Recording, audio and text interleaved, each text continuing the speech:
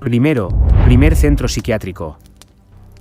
El mito del país de los fanáticos que dominaron los reyes católicos se desmonta con un único dato. España tenía la red más amplia de hospitales psiquiátricos de ese periodo.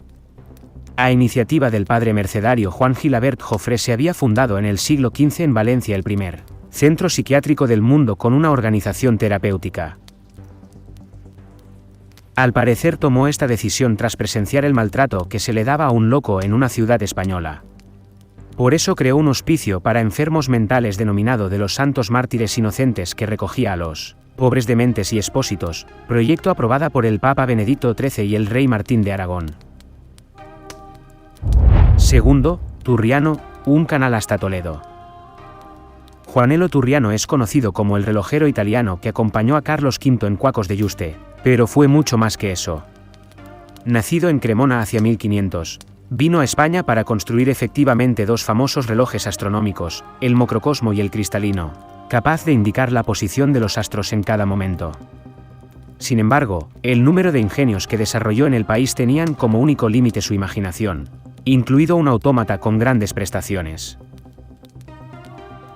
El más famoso fue un artificio para elevar el agua desde el río Tajo hasta el Alcázar de Toledo, situado a unos 100 metros de altura. La España imperial captó a muchos talentos internos y externos como el suyo para su empresa mundial. Tercero, Domingo de Soto, precursor de Galileo. Domingo de Soto era un dominico conocido por sus contribuciones en teología en derecho dentro de la llamada Escuela de Salamanca, pero menos por su importante aportación a la filosofía natural, la física. Sus trabajos sobre mecánica, que expuso en su libro, Cuestiones, en 1551, sirvieron de base a los estudios de Galileo. Entre otras cosas propuso que la caída de los elementos pesados obedecía a un patrón de movimiento uniformemente acelerado en el tiempo, esto es, que la velocidad de caída de un objeto es directamente proporcional al tiempo. Otro español, Diego Diest, planteó 40 años antes el mismo planteamiento, aunque en su caso supuso de forma errónea que la velocidad de caída era directamente proporcional al espacio recorrido en vez de al tiempo.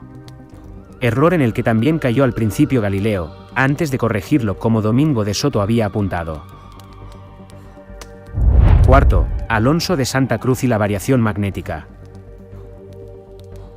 De forma excepcional la Universidad de Salamanca incluyó en sus estatutos de 1561 que, en la cátedra de astronomía podía leerse a Copérnico, cuyo gran valedor fue Juan de Aguilera, profesor de astrología en este centro de 1550 a 1560.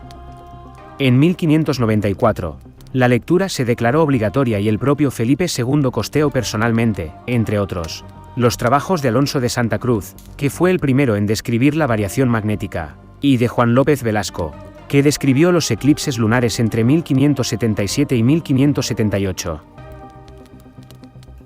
La teoría heliocéntrica gozó así en España de gran vigencia, mientras Calvino se dedicaba a atacar a Copérnico por osar colocarse por encima del Espíritu Santo y, en 1551, Caspar Peucer, yerno de Melanchthon y profesor como el de la protestante Universidad de Wittenberg, pidió que se prohibiera sus enseñanzas.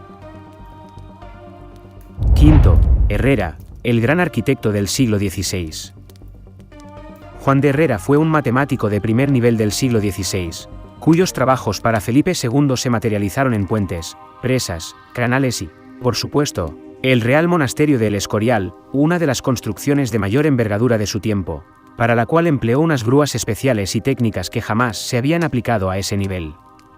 Herrera, además, creó las esclusas que permitieron la navegación por los canales de Aranjuez.